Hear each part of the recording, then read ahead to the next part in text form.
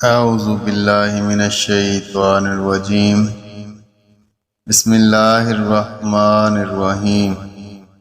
شروع کرتا ہوں اللہ رب العزت کے بابرکت نام سے جو بڑا مہربان اور نہایت رحم کرنے والا ہے۔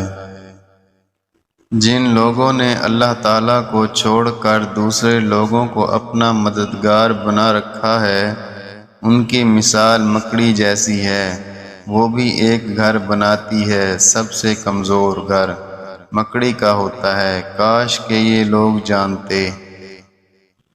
وقت اچھا ہو تو آپ کی غلطیاں بھی مذاق لگتی ہیں، اور وقت خراب ہو تو مذاق بھی غلطی بن جاتا ہے۔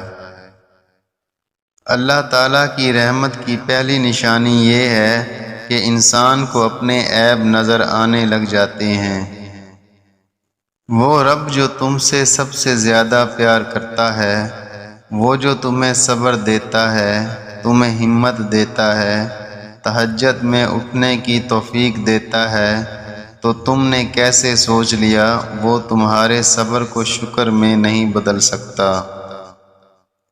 نبی کریم صلی اللہ علیہ وآلہ وسلم نے ارشاد فرمایا، رحم کرنے والوں پر رحمان رحم کرتا ہے، تم زمین والوں پر رحم کرو، اللہ تعالیٰ تم پر رحم کرے گا۔ جس نور کی تمہیں تلاش ہے وہ قرآن ہی تو ہے، اللہ اپنے نور سے جس کو چاہتا ہے سیدھی راہ پر چلا دیتا ہے۔ وہ جو رات کو دن میں، اندھیرے کو روشنی میں بدلنے پر قادر ہے، تمہیں کیا لگتا ہے وہ تمہارے دکھ کو سکھ میں نہیں بدل سکتا؟ جب محبت اللہ تعالیٰ سے ہو تو آنکھوں کے گرد سیاہ حلقے نہیں پڑتے۔ پتہ ہے اللہ تعالیٰ تمہیں کب بے سکون کرتا ہے؟ تب اللہ تعالیٰ وہ ساری دنیا، وہ ساری چیزیں تمہارے ہاتھوں میں تھما کر تمہیں بے سکون کر دیتا ہے۔ پھر ہر شے حاصل کر کے بھی تم خوش نہیں ہوتے، پھر اذان کی آواز کانوں تک تو پہنچتی ہے مگر دل تک پہنچ ہی نہیں پاتی۔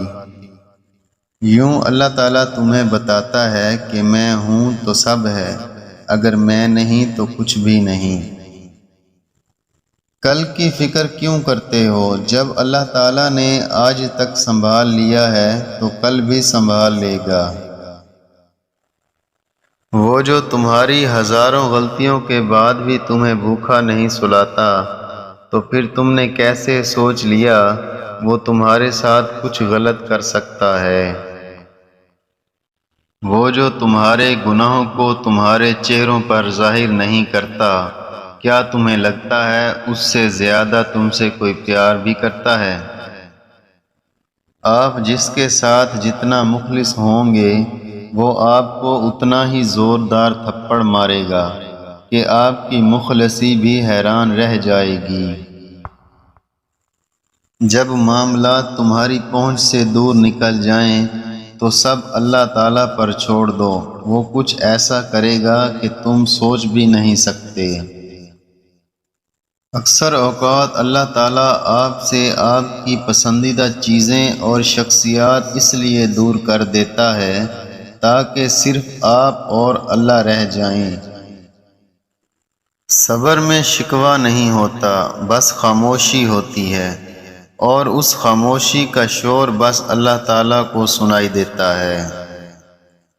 پتہ ہے اللہ تعالیٰ کو راضی کرنے کا سب سے آسان طریقہ کیا ہے؟ اور اللہ تعالیٰ کو اپنے بندے کی سب سے پیاری بات یہی لگتی ہے جب اس کا بندہ اس کے پسندیدہ انداز سے اسے مناتا ہے۔ جب تم اللہ تعالیٰ کی محبت کا حق ادا کرنے کے بعد اپنی محبت کی آرزو کرتے ہو نا، تو اللہ تعالیٰ اس آرزو پہ یکدم کن فرما دیتا ہے۔ اور پھر اللہ تعالیٰ کہتا ہے تو نے مجھے میری پسند سے راضی کیا ہے نا، تو میں بھی تجھے تیری پسند سے راضی کروں گا۔